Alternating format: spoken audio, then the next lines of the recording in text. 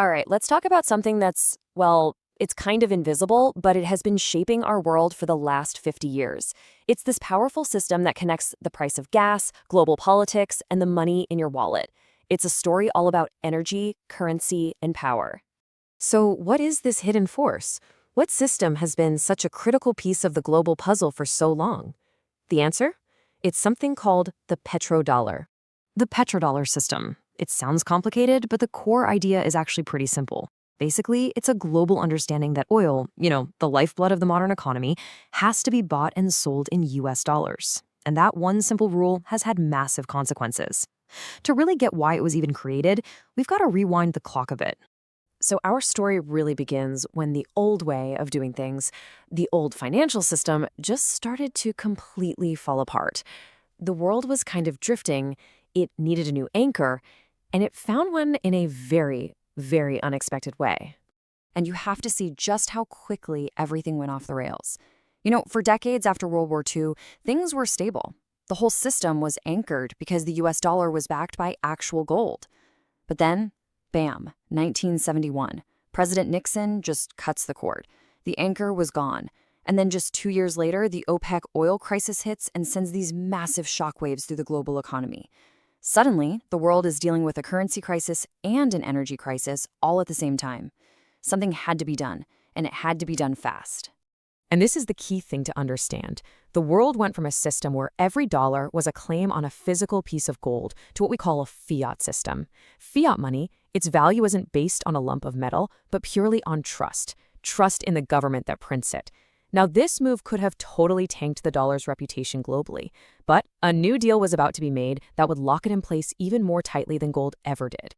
Right, so out of all that chaos and uncertainty, the United States came up with a strategic plan, a deal that would totally redefine the relationship between money and energy for generations.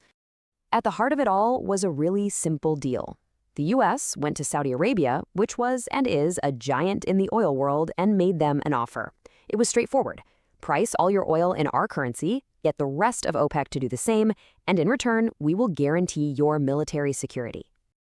And just like that, boom, the game completely changed. It didn't matter if you were Germany or Japan or Brazil.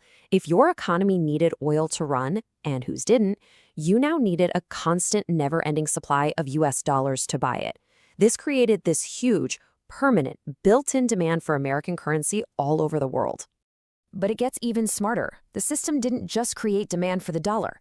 It also created this incredible financial feedback loop that funneled all that wealth right back into the United States, making the whole structure even stronger.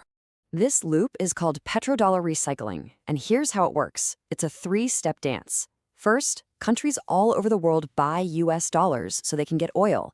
Second, the oil-producing countries, like Saudi Arabia, end up with literal mountains of these dollars. And third, and this is the genius part, what do they do with all that cash?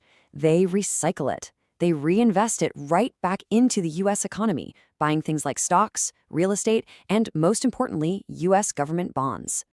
And the benefits of this loop for the U.S. are just enormous. It keeps the dollar strong, for one, and because everyone is buying those government bonds, it helps finance the U.S. national debt much more cheaply. But it's also a huge source of power.